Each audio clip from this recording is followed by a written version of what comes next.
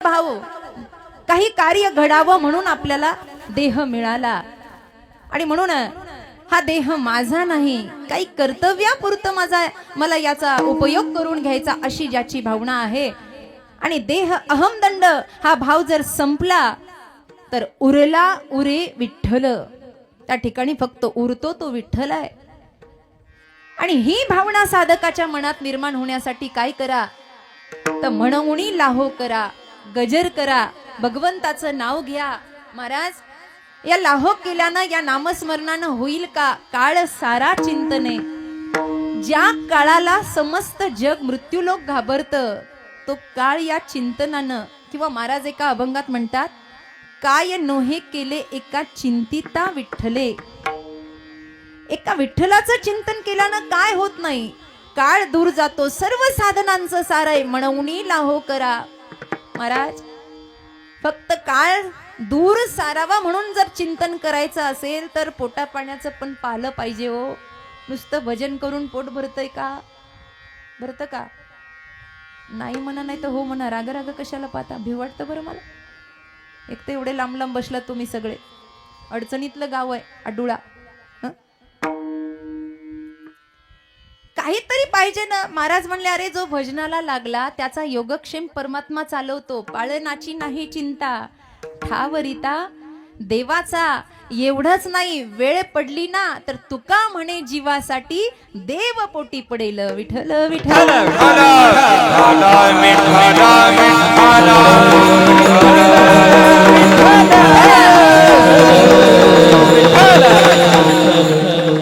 परिचित परंतु आवश्यक देण्याचा परिहार असा की आपलं हे आडोळा गाव आणि गावामध्ये समस्त पंचक्रोशी, समस्त गावकरी मंडळ, सर्व तरुण माझी भावंड आणि या सर्वांच्या विद्यमाने आज इथे हा नाम सप्ताह होत आहे. बरेच वर्ष झाली आहेत. कितवं वर्ष आहे महाराज? 5वं वर्ष आहे. आणि या 5व्या वर्षात पदार्पण करत असताना सगळे जपी तपी या ठिकाणी आपण बोलवले आहेत. त्यांच्याकडून ज्ञानदानाची आपल्या सर्वांना अपेक्षा आहे आणि म्हणून या ठिकाणी आदरणीय आमचे आचार्य भगवंत महाराज पुरी यांची भागवत कथा आहे. दुपारच्या वेळेला सई संजाच्या वेळेला हरिपाठाचा प्रसाद आहे आणि त्यानंतर हरी कीर्तन आणि हरी जागर अशी संपूर्ण नाम सप्ताहाची रचना आहे. सकाळच्या काकड्यापासून हरी जागरापर्यंत आहे. आजचं पंचम दिनाचं पुष्प माझ्या वाट्याला आलंय. खरं तर याचं सौजन्य आदरणीय श्री अविनाशजी रामेश्वरजी दहे बसलेत का इथे? दहे नाही का? कीर्तन संपुस्तरी येते का? नाहीच येणार. बरं असंच होतं, जाऊ द्या. दहेंकडे आज यजमानपद आहे, पण तरीही गावातली समस्त मंडळी आहे आणि वारकरी संप्रदायाचं वैभवाने इथपर्यंत आणलं आणि आम्ही त्यांच्यामुळेच आलो. नाही तर आता एवढ्या लांब येणं इकडे सोडून दिलं याच्यासाठी की आता आळंदी पंचक्रोशीतच भरपूर सेवा आहे, तिकडूनच इकडे येणं होत नाही. पण चला, आमचा वैभव दादा आणि आमचा विठ्ठल हे दोघंही जीवस्य कंठस्य मित्र आहेत, यांच्यामुळे माझं इथपर्यंत येणं झालं.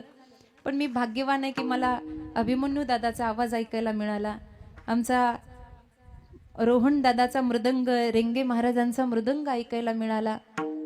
आता नाचू नका, उभाच राहा तसे, म्हणजे टाळं चुकत नाही. हरिपाठाला नाचले ना तुम्ही, पाहिलं तुम्ही छान नाचता. आता फक्त उभा राहून टाळ वाजवा म्हणजे चुकत नाही.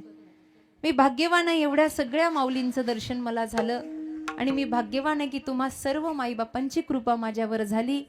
या व्यास मंचावर उभा राहण्याची पात्रता माझी आहे किंवा नाही मला माहित नाही. माईबाप तुकोबरायांच्या अभंगावर बोलण्या इतपत ज्ञानही माझ्याकडे नाही, पण तरी सुद्धा परमहंस परिव्रजकाचार्य स्वामी सागरानंद सरस्वती महाराज यांच्या कृपा आशीर्वादाने आणि परंबा भगवतीच्या आशीर्वादाने जे व्यासपीठ लाभलं त्यावर उभा राहून जास्तीत जास्त अभंग सोडवण्याचा प्रयत्न करेल. विठ्ठल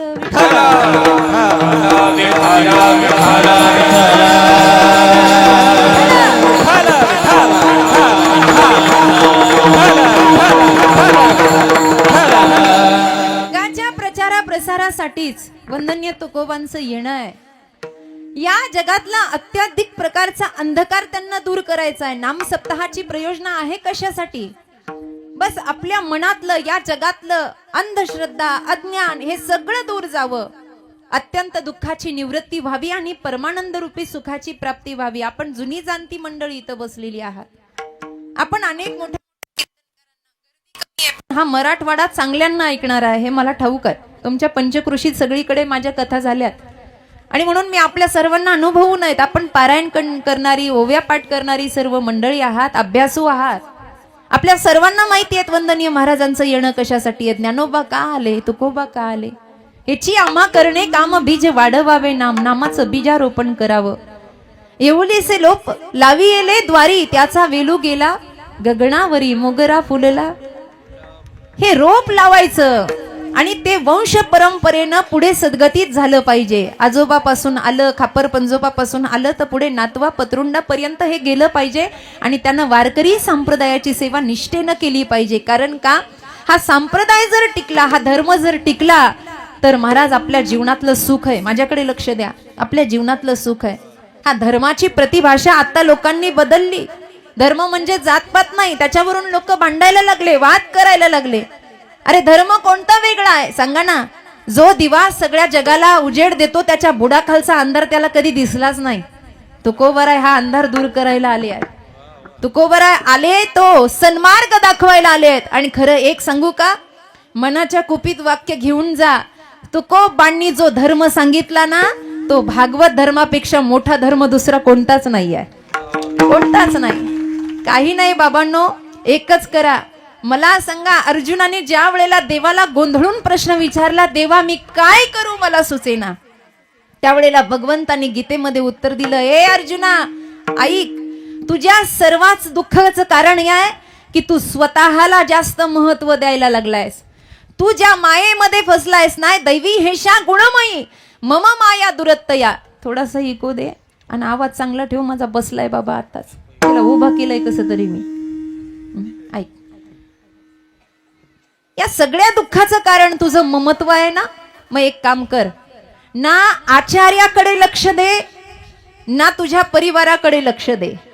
तुझा सगळ्यात मोठा धर्म एवढाच आहे अर्जुना, सर्व धर्मान परित्यज्यम माम एकम शरणम व्रज. विठ्ठल विठ्ठल.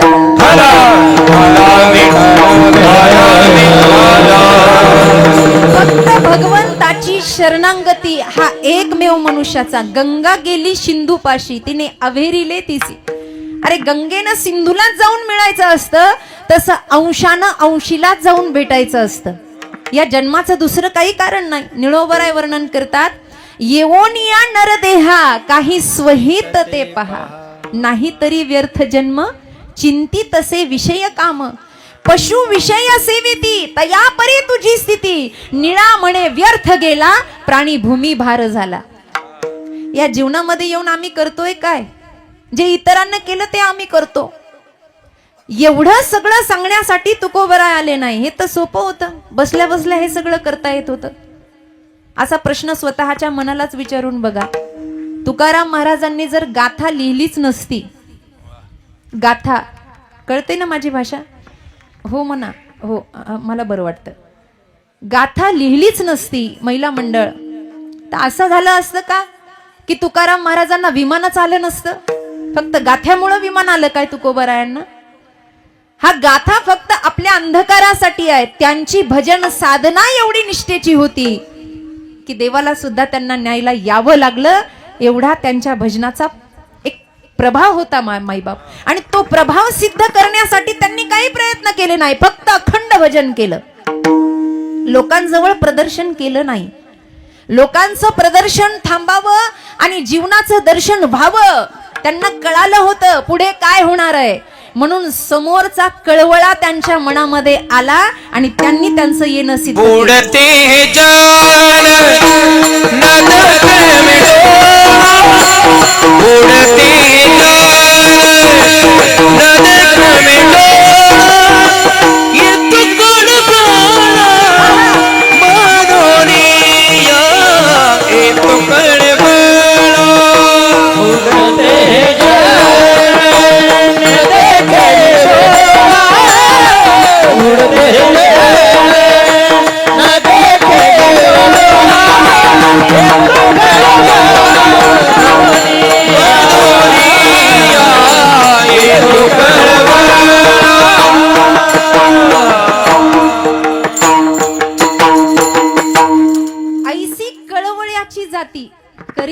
ठेवावी न प्रीती, लेकुराचे हित जाणे किंवा वाहेम. आईला जसा कळवळा आहे ना तसा या संत, म्हणून बऱ्याच अभंगामध्ये तुकोबरायांनी आई बापाची उपमा दिली आहे संतांना. तुम्ही संत माय बाप, जिचे पिढे बाळ प्राण तियेचा विकळ, ऐसा मातेचा स्वभाव सूत्र दोरी एक जीव. या अभंगात शेवटी महाराज म्हणतात, तुका म्हणे संत तुम्ही बहु कृपावंत. अरे आमचे आई बाप आमच्यावर जसे उपकार करतात ना, म्हणून मी नेहमी सांगत असते, भाग्यानं महाराष्ट्रात जन्माला आलेल्यांना दोन आई आहेत. एक जन्म देणारी आई आहे जिनं दूध पाजून आपल्याला मोठं केलं, आणि दुसरी जी समाधीस्थ आळंदीत आपली वाट पाहते, ज्ञानाबाई माझी अनाथाची माय. ज्ञानाबाई माझी अनाथाची माय. ज्ञानाबाई माझी अनाथाची माय. ज्ञानाबाई माझी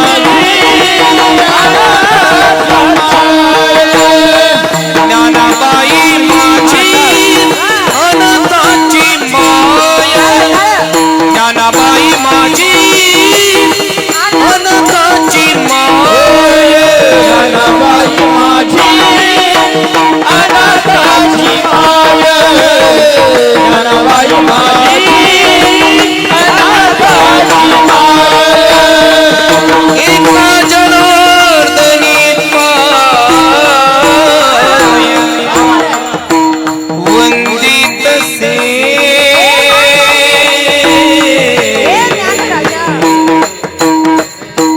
माऊली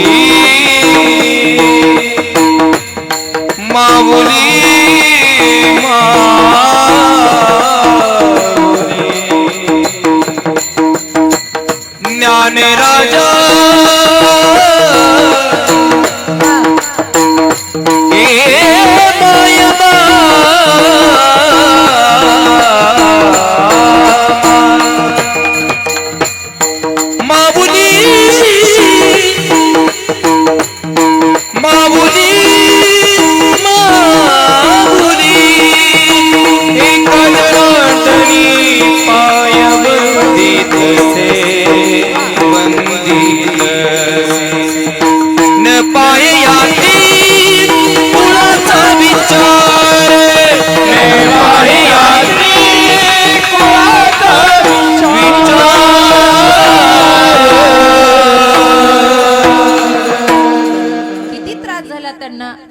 पण अनाथाची माय झालीये. जगाच्या पाठीवर एकच असा पुरुष जन्माला आला की जो सगळ्यांची माय झाला. माय होणं सोपं आहे का पुरुष मंडळ?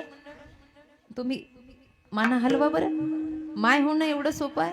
सोपं नाही. त्या किती अनंत यातना होतात त्या आईला विचारा. आई पण एवढं सोपं नाही बाबा. त्याला स्वतःच जीवन पणाला लावावं लागतं.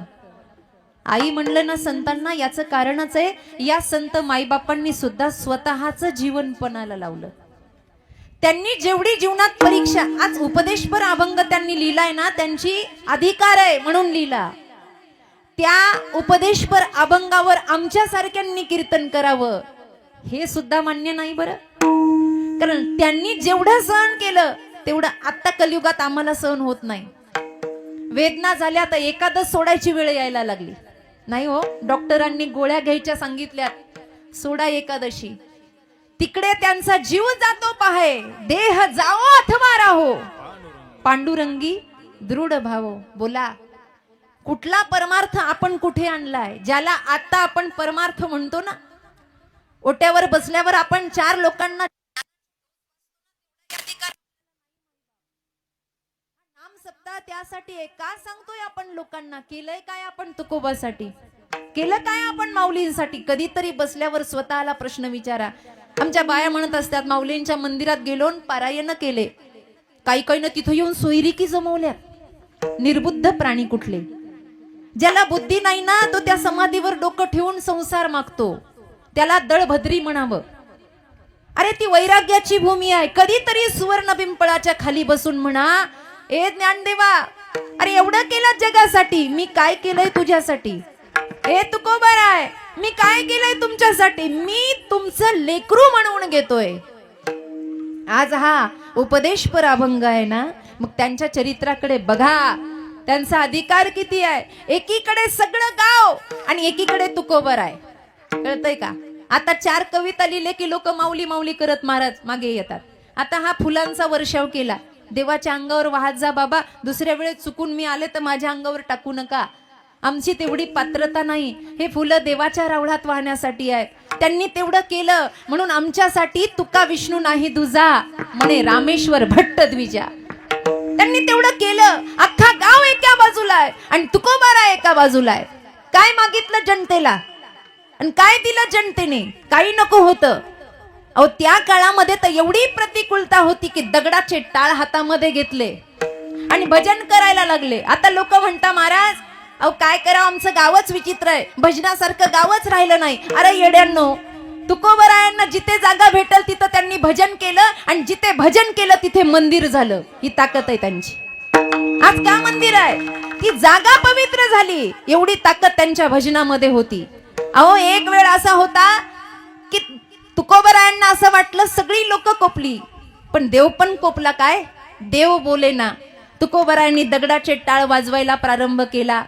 ए देवा, ए बोल ना. कादरी रे तुम्ही सांगा पांडुरंगा, मौन कादरी रे तुम्ही सांगा पांडुरंगा, मौन कादरी रे तुम्ही सांगा पांडुरंगा, मौन कादरी रे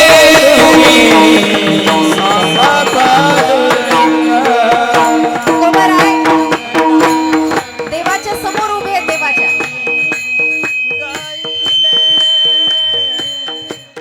ए देवा, जराशे डोळे बंद करून बघा. ऐका, जराशे डोळे बंद करा आणि आठवा बरं तुकोबराय देवाला काय बोलत असतील. ए पांडुरंगा, देवा बोल ना. अरे समाज मला बोलत नाही रे. कोपला पाटील गावाचे हे लोक, आता मला भीक घालणार कोण आहे देवा? ए देवा बोल ना माझ्याशी. ए पांडुरंगा, का मौन धरलंय? देवा, कबीराचा शेणा विणतो, गोरोबाची माती तोडतो, मुक्त केले देव किसी फोडून तुरंग, मौन का धरिले तुम्ही सांगा पांडुरंग. तुकाराम महाराजांनी किती सहन केलं. उकळतं पाणी अंगावर पडलं. लोक मारायची, म्हणायची या वह्या बुडवा. अहो अनुष्ठानाला बसले इंद्रायणीच्या तटावर. ऐका आडोळकर, नीट ऐका. इंद्रायणीच्या तटावर तुकोबराय बसले. आजही ती जागा पवित्र आहे. आताच वर्तमान सांगत नाही, आता कुणालाच टेन्शन सहन होईना. लोक मरायला लागले आहेत. काय आहे? कुठे तुकोबा, कुठे आपण? विचार करा. अनुष्ठानाला बसले. छोटी छोटी लेकरं होती आजूबाजूला. जी आवली तुकोबरायांना म्हणत होती, पदरी घातले भिकाऱ्याच्या, आई बापाला शिव्या देत होत्या, का माझं वाटोळं केलं, याच्या सोबत माझा विवाह, त्या सुद्धा आल्या आणि आई साहेब बसल्या. गावातल्या लोकांनी भाकरी आणल्या होत्या. ए तुका, अरे वह्या बुडवल्या रे तुझ्या अभंगाच्या, एक घास तरी खाना बाबा. तुकोबा म्हणले नाही. लक्ष सुद्धा नव्हतं लोकांकडे. भाव देहातीत नव्हते. जाऊ द्या तुकोबांचं. छोटी छोटी जी बाळं होती ना, भगीरथी अतिशय छोट्या होत्या, त्यांना काही मावश्या म्हणायच्या, ए भगीरथे, अगं मरशील ग बापाच्या माग, एखादा तुकडा घास खाना. तिनं म्हणावं, अरे माझा बाप उपाशी आहे, माझ्या बापाचं तोंड बघा सुकलंय र, मी कसं खायचं? काय दिवस काढलेत महाराज. आज आम्हा कीर्तनकारांना त्यांच्यामुळे चांगली जागा आहे. ते देवाला भांडतात. हे देवा बोल ना माझ्याशी, बोल बोल.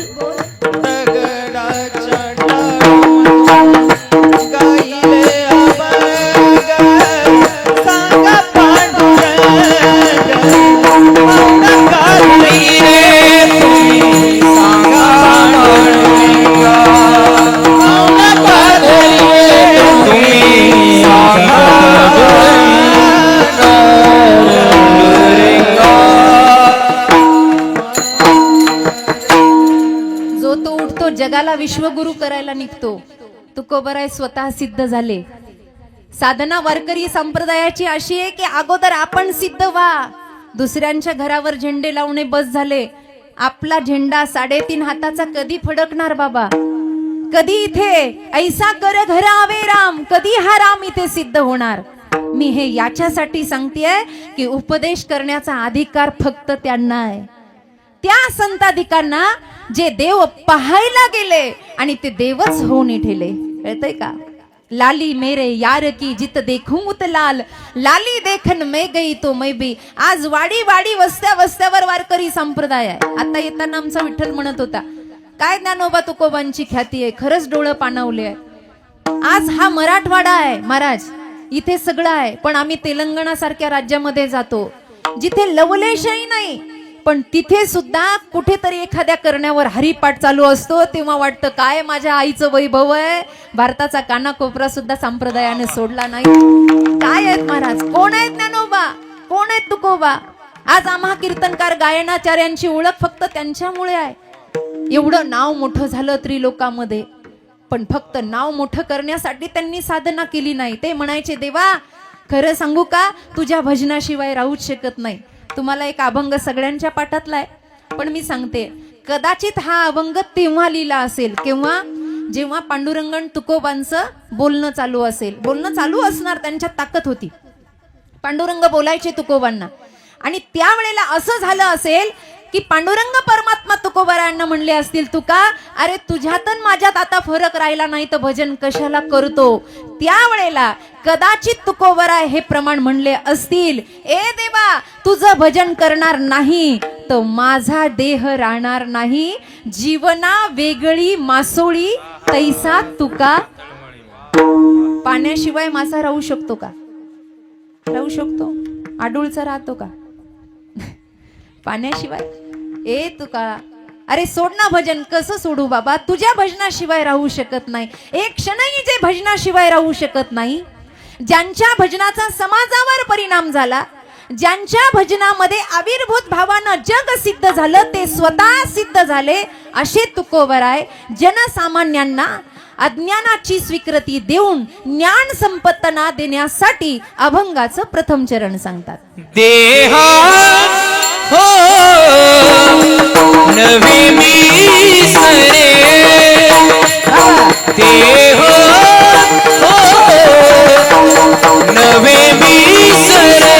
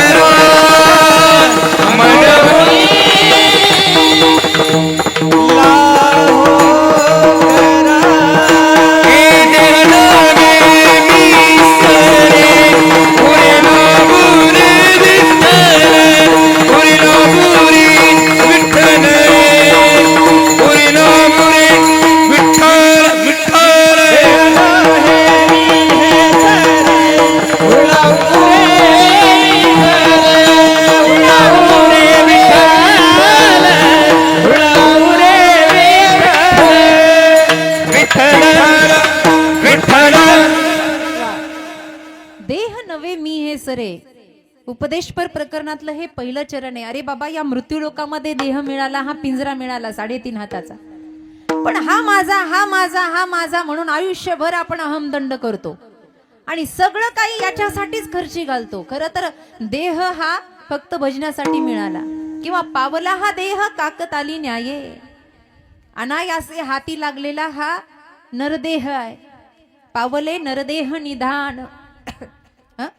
आणि मग या नरदेहामध्ये आल्यानंतर त्याचा सदुपयोग करून घ्यायचा. मग काय करायचं? कोट्यवधी रुपये कमवून घ्यायचे. कशा खुश झाल्या, लयच पिवळ्या साड्या घातल्या, आज काही होतं का? अच्छा अच्छा, हा ठीक आहे, ठीक आहे. असू दे.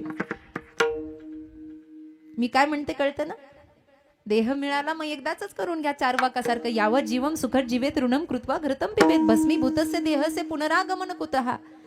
आयुष करून घ्या, कमवून घ्या, खाऊन घ्या. लोक म्हणतात पुन्हा नरदेह आहे का? पण असं कोणी म्हणत नाही. बसल्या बसल्या भजन करा. वेळ वाया चाललाय. किती वेळ वाया चाललाय या देहाला सजवण्यामध्ये. संत कबीरांनी सुद्धा अभंग लिहिले आहेत आणि कबीर महाराजांचा प्रसिद्ध अभंग आहे जो या फक्त देहावर आहे. इस तन धन की कौन बढ़ाई, देखत नैनों में मट्टी मिलाई. इस तन धन की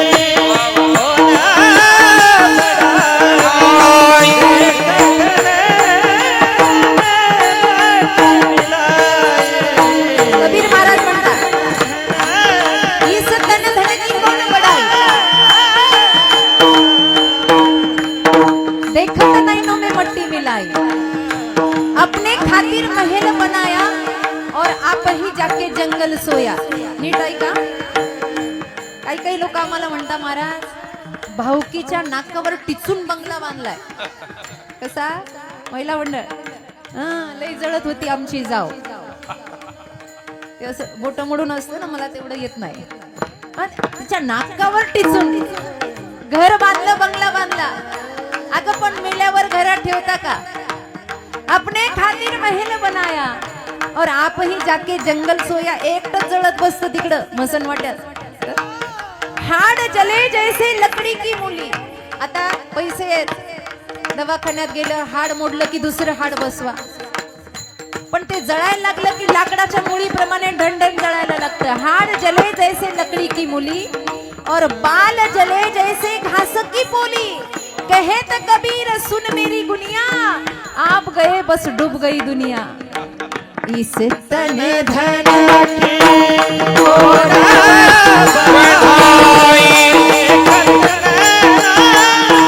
मिट्टी मिलाई. इस तन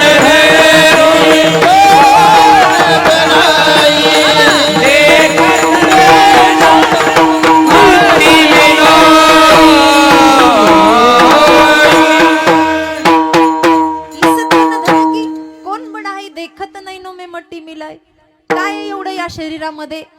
पाचा तत्वाचा आहे, मातीचं आहे, मातीला मिळून जाणार आहे. पण एवढं नटतं. आरशात पाहिल्याशिवाय आपला दिवस चांगला? आरशात पाहता का? बालपणीचा फोटो बघा. मी बालपणी कशी दिसत होते. एवढं गोड गोजिरं रूप दिसतं. आणि आता बघा काय आहे वर्तमानामध्ये.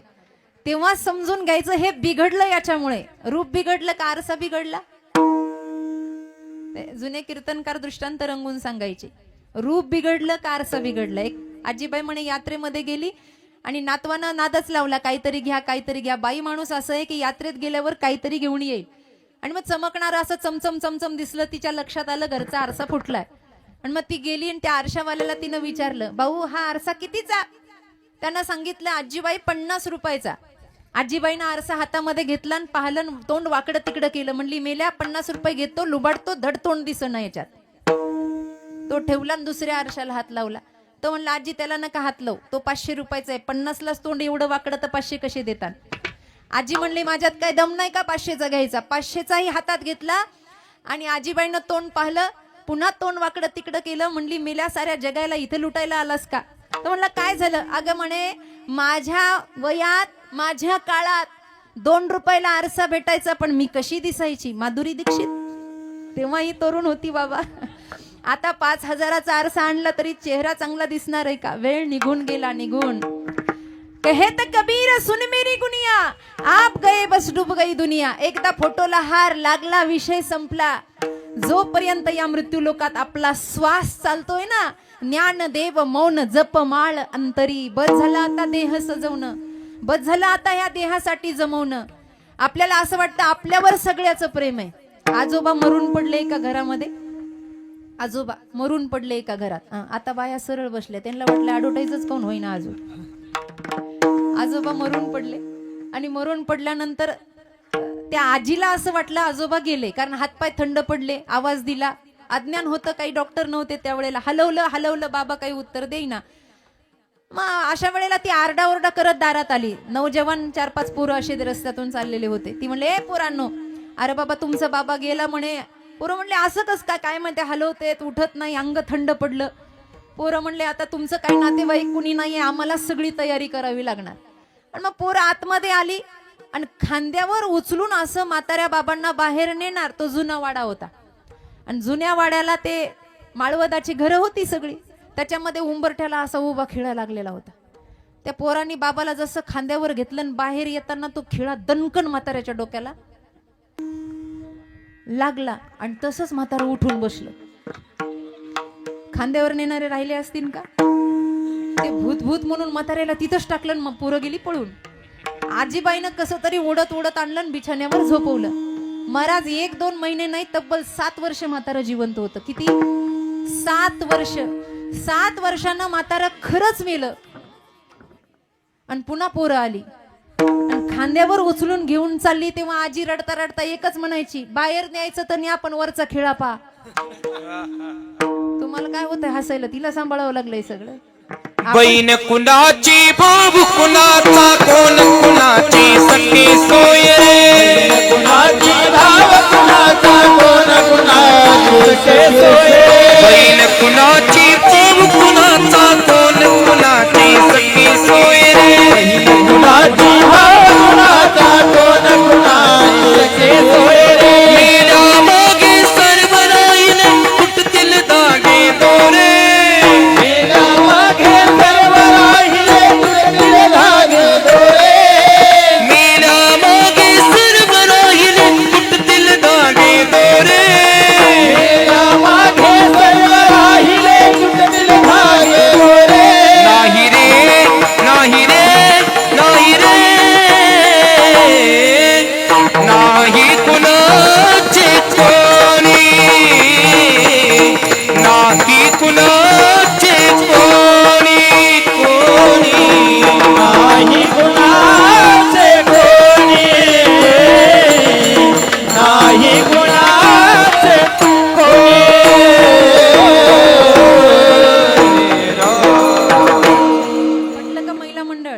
नाही कुणाचे. पाऊस पडन का? मेल्या मागे सर्व राहिले. खरंच कुणी कुणाचं? यायचं मग कुंभमेळ्याला. थोडा शिल्लक आहे अजून. तिथं जाऊन काय काय फोन करता, महाराज कुंभमेळा चालू आहे, तुम्ही तिकडे काय करता? आम्ही म्हणत असतो, अरे बाबा आमचे स्वामीजी गेले, तिकडेही कुंभमेळा आणि आमच्यासाठी इकडेही कुंभमेळा आहे. काय कुंभमेळा घेऊन बसला? तिथे जाऊन मनशुद्धी झाली तर कुंभमेळा सिद्ध आहे, नाही तर काय उपयोग? अंग धुवायसाठी गेलायत काय? सांगू का? हे म्हणणं सोपं आहे, पण आता विषय आलाच आहे. महाराज पण बसले आहेत. सांगतेस तिकडेही कुंभमेळा आणि इकडेही कुंभमेळा. आवडलं तर मनाच्या कुपीत घेऊन जा. जरा सरळ बसा, सरळ बसा जरा. माई बाप विनंती, सरळ बसा. महत्वाचं सांगतेय. तिकडेही कुंभमेळा आणि इकडेही कुंभमेळा. फक्त 4-5 फरक सांगते तुम्हाला. तिकडे त्रिवेणी संगम आहे, इकडेही त्रिवेणी संगम आहे. तिकडे आहे गंगा यमुना सरस्वती. आहे ना? सरस्वती बसली का? गंगा यमुना सरस्वती. तिकडे त्रिवेणीचा संगम आहे. पहिला फरक, तिकडे त्रिवेणीचा संगम, तिकडे गंगा यमुना सरस्वती. आपल्याकडे भक्ती ज्ञान वैराग्य त्रिवेणीचा संगम. पहिला फरक. दुसरा फरक, तिकडच्या संगमामध्ये फक्त पाणी आहे. तिकडच्या संगमामध्ये फक्त पाणी आहे आणि आपल्या इकडच्या संगमामध्ये सिद्ध तुकोबाची वाणी आहे.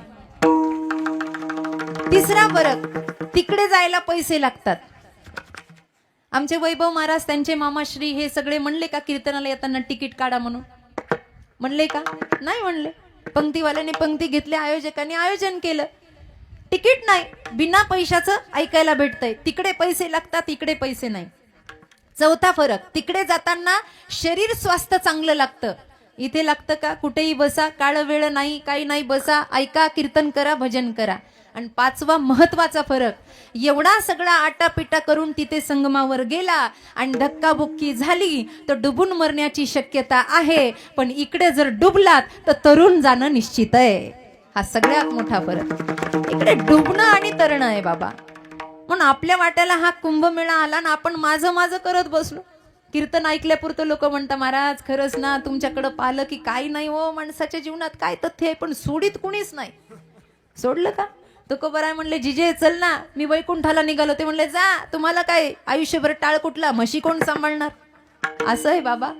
सुटा याचा करीतो उपाय, जो जो पाय गोविले. हे देह तादात्म्य सुटणं इतकं सोपं नाही.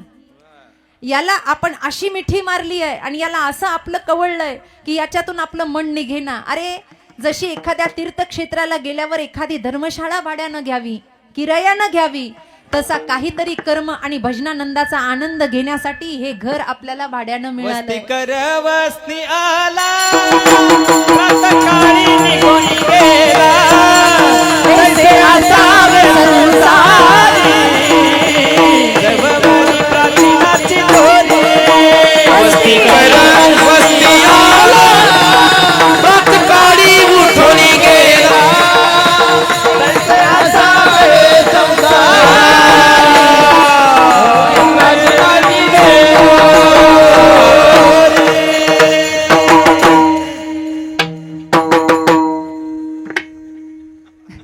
नाही, होच द्या तुमचं एकदाच. आणि त्याच्याकडे बघत जा बिचाऱ्याकडे वाजवताना, म्हणजे जमल जरा. विठ्ठल विठ्ठल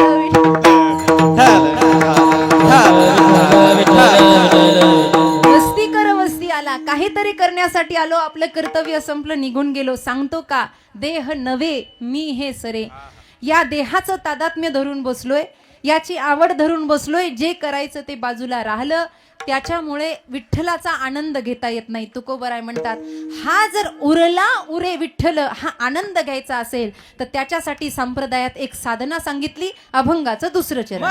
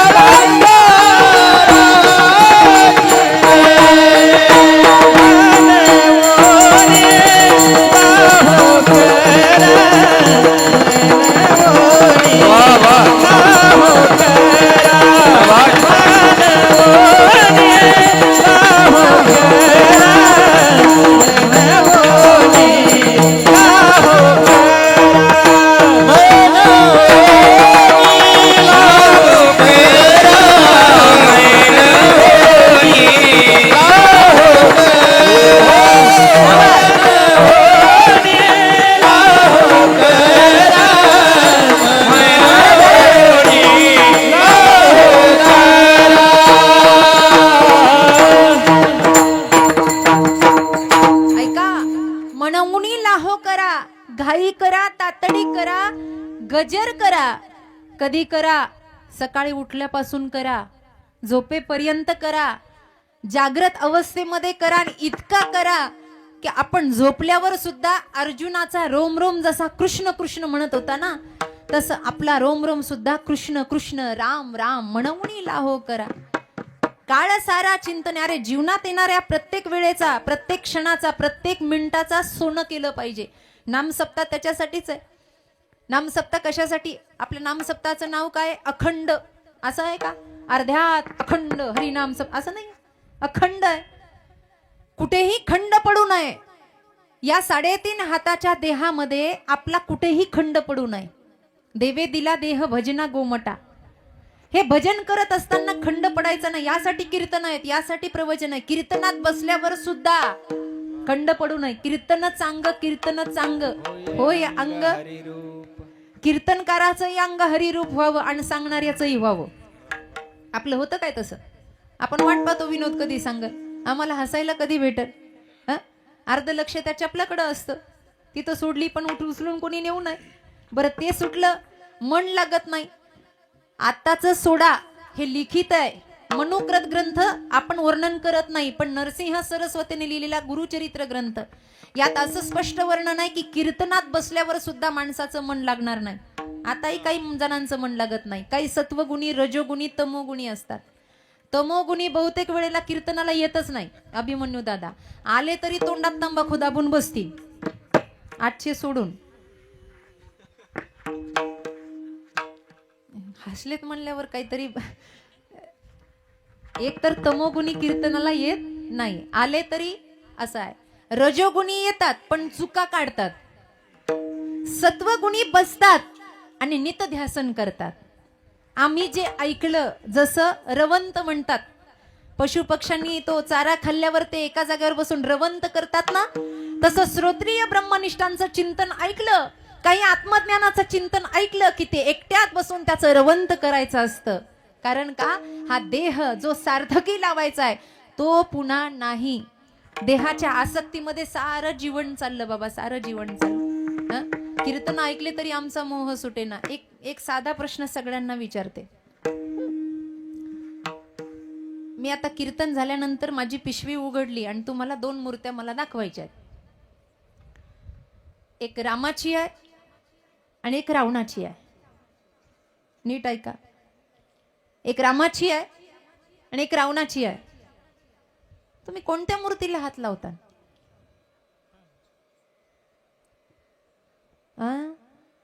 पंगत नाही झाली काय? जर मोठ्यानं म्हणा. का सुळावर देणार आहे का पुरुष मंडळ? असं जरा मोठ्याने म्हणा. रामाची, रामाची बरोबर का? अवघडच आहे बा हे सगळं. रामाची का? मग म्हणा ना मोठ्याने, रामाची. बर. रावणाची हात नाही लावणार? रामाची दगडाची आणि रावणाची सोन्याची. आता पोटात रावण आहे, तोंडावर राम आहे. असं कसं होईल बाबा? म्हणजे कीर्तना सुटलं बसलं तरी आमचा मोह जायला तयार नाही. काय कीर्तन आम्हाला कळणार? काय आम्हाला अनुग्रह कळणार? काय आमचं देह तादात्म्य सुटणार? इतकं सोपं नाही.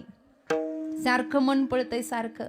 लाहो करायला वेळ कुठे? जगाची धुनी कोण धुत बसणार? मन चंचल चपळ जाताई तान लगे वेळ, जाताई तान लगे वेळ, जाताई तान लगे वेळ. मन चंचल चपळ जाताई तान लगे वेळ, जाताई तान लगे वेळ, जाताई तान लगे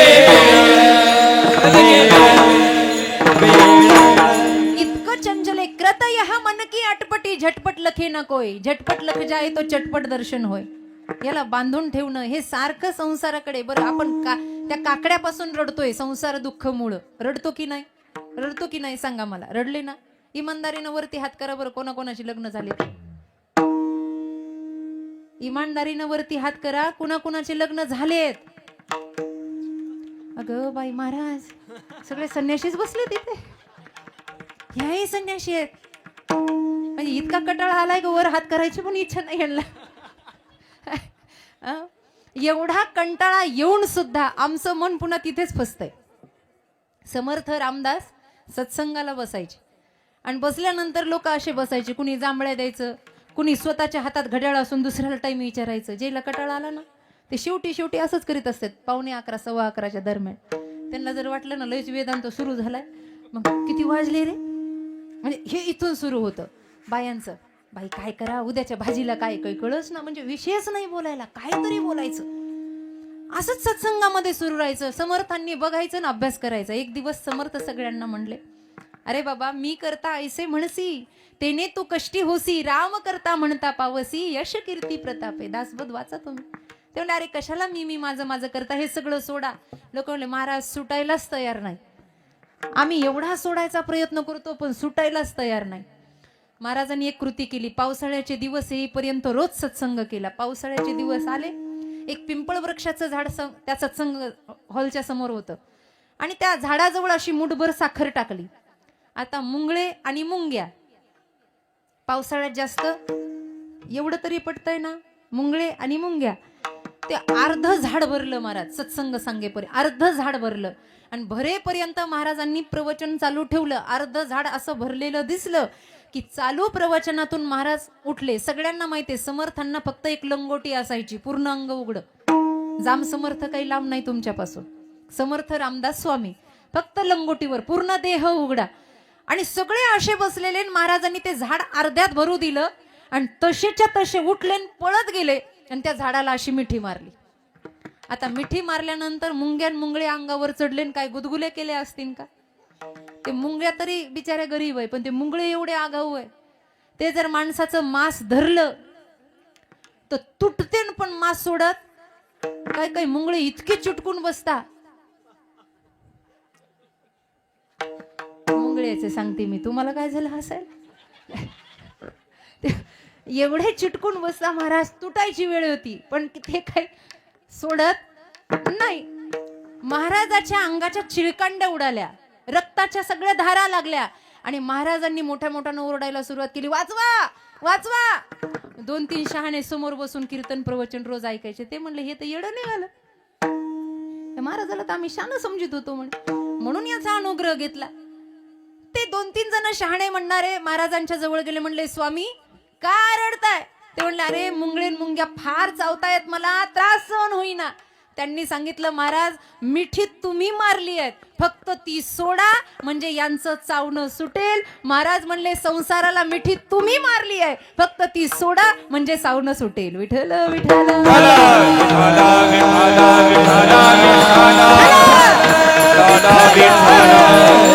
की मिठी सुटावी, हा मोह दूर व्हावा, म्हणून लाहो करा.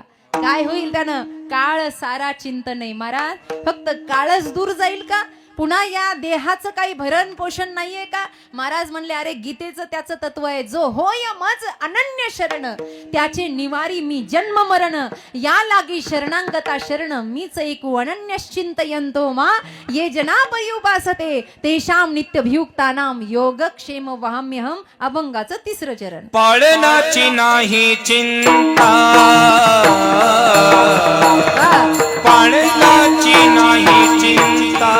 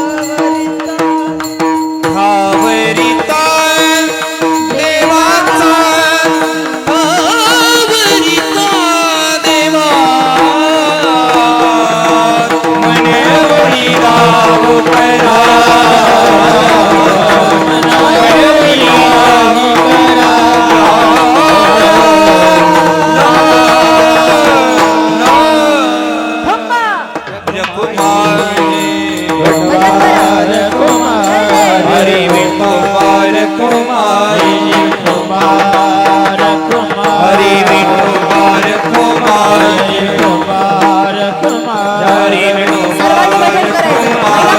कुमार कुमार विठोबार कुमारी कुमार कुमार हरी विठोबार कुमारी कुमार कुमार विठोबार कुमारी हरे जय विठोबार कुमारी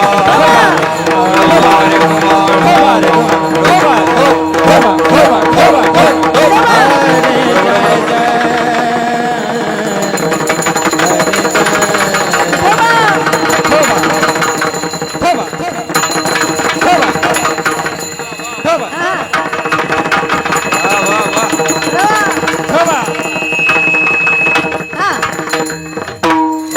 उडी उडी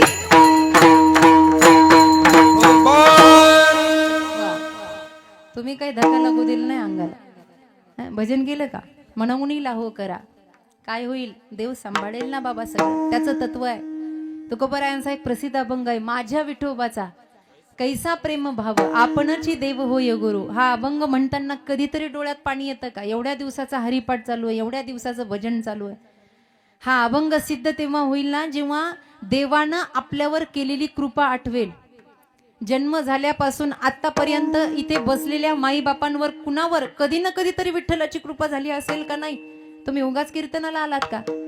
आज मी इथे व्यास मंचावर उभी आहे, महाराज बसलेले आहेत, माझी भावंड गातायत, ही दोघं वाजवतायत. काहीतरी कृपा आहे की नाही याचा आठव कधीतरी झाला पाहिजे. भांडायला देवाला आपण तयार होतो. तुकोबराय म्हणतात कधी जरी त्याच्या जवळ बसा.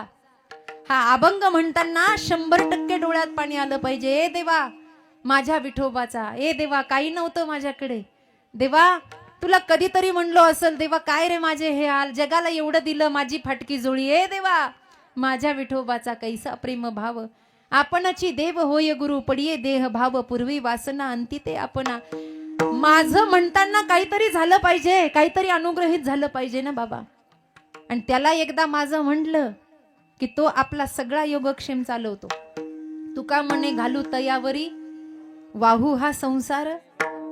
हे तुकोबरायांचे अनुभवाचे बोल आहेत. जीवन जगत असताना कधीतरी त्याच्यावर सोपून बघा. बैलगाडी खाली चालणाऱ्या कुत्र्याला असं वाटतं मी चाललं नाही तर गाडीच बंद होईल. जुन्या लोकांना माहिती आहे. आणि मग ते कुत्रं चालतं वरून गाडी चालते. खरंच कुत्र्यामुळे गाडी चालते का ती? मग का मीपणाचा डिंगोरा. लोक म्हणता महाराज मी जर गेलो तर घर परिवाराचं कसं होईल. आम्ही म्हणत असतो तू मर, तो 10व्याला सप्त करू आम्ही, तू मरून दबा. अरे इथे कुणाचं कुणा वाचून.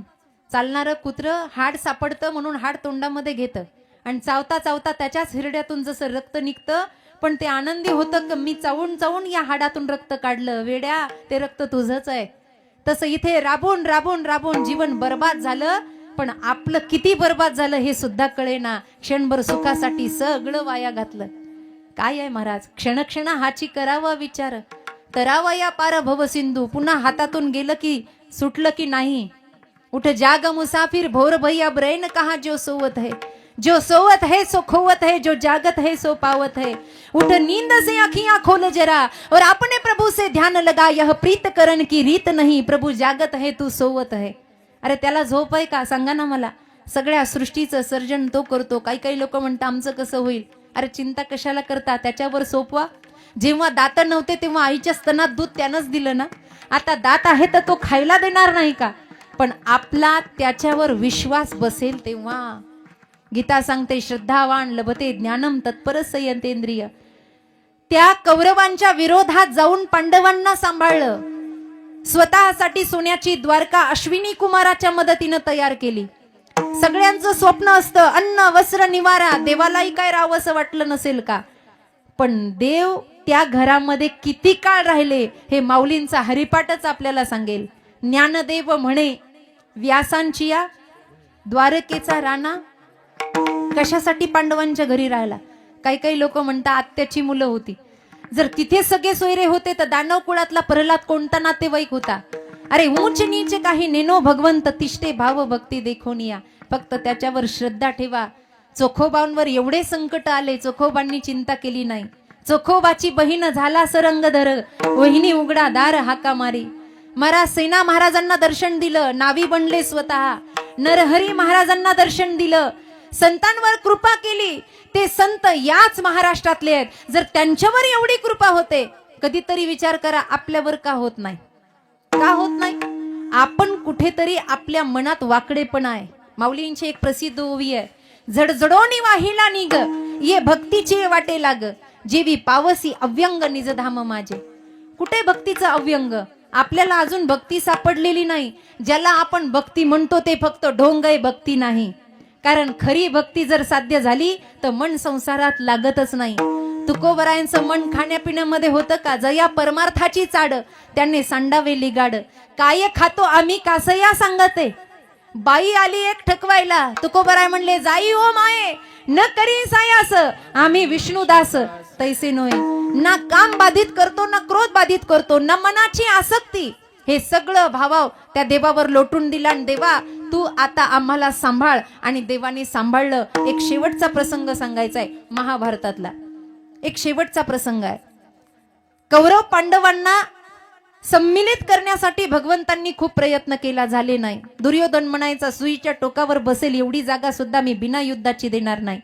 देवाचं शहाणपण संपलेलं होतं. अनेक प्रसंग आले, अनेक संकट आले, सगळा सामना झाला. अगदी शेवटचा प्रसंग महाभारतातला आपण अभ्यासू आहात, आपण वाचला असेल, ऐकला असेल. देवानं सोडलं नाही भक्तांना. त्याचं ब्रीद आहे, भक्ता राखे पायापासी दुर्जनाशी. त्यानं ते सिद्ध केलं. गंमत अशी झाली, सगळ्या कौरवांचा नाश झाला. आणि आता हस्तिनापूरचं राज्य पांडवांच्या हातामध्ये येणार. आणि प्रातः समयाला राज्याभिषेक होणार. कुणीतरी येऊन बातमी सांगितली, तो आंधळा, माऊली त्याला रागे भरतात, आंधळा मोहे नाशीला, म्हातारा मोहे नासीला. तो आतूनही आंधळा होता आणि बाहेरूनही आंधळा होता. आता शेवट आलं तरी त्याला कळेना. झालं काय? गंमत अशी झाली, विदुरजी आले, सगळे लोक जमले आणि त्यांना सांगितलं, अहो आता म्हणले धर्मराजा गादीवर बसायचा आहे. वा वा म्हणले, मला आनंद आहे. डोळ्याला पट्टी बांधून गांधारी त्या ठिकाणी आली, तिलाही आनंद झाला.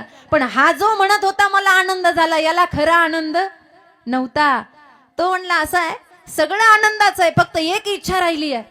आता पांडवांच्या बाजूने विचार करणारे लोक म्हणले, जाऊ द्या, सगळं संपलंय बिचाऱ्याचं, मागून मागून काय मागणारे? एखादं घर मागेल, खायला अन्न मागेल, आधार मागेल.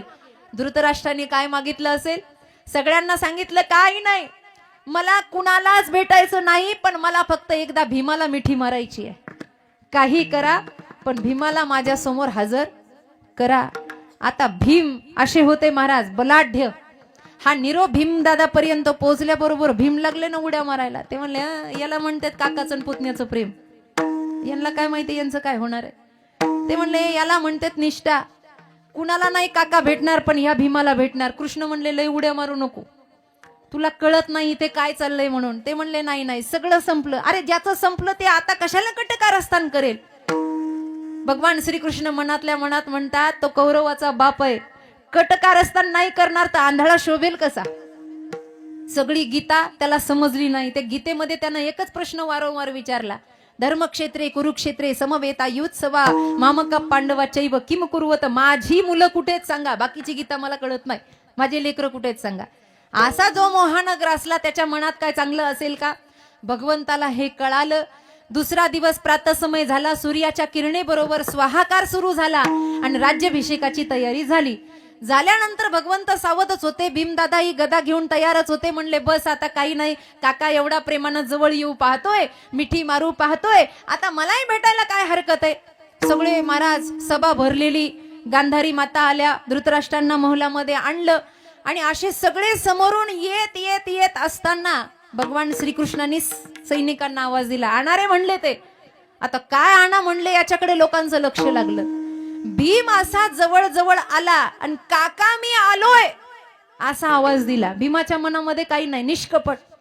पण त्या जोडीला भीमाला थोडा अहंकारही झाला. बघा, माझ्यावर प्रेम होतं ना, आता मलाच मिठी मारायचं, यांच्या कुणावर जीव काकाचा नाही, आता मलाच मिठी मारायची. म्हणून भीमदादा जसे जसे जवळ येत होते तसं निर्वाणी गोविंदो असे मागे पुढे, काहीच साकडे पडो नेदी.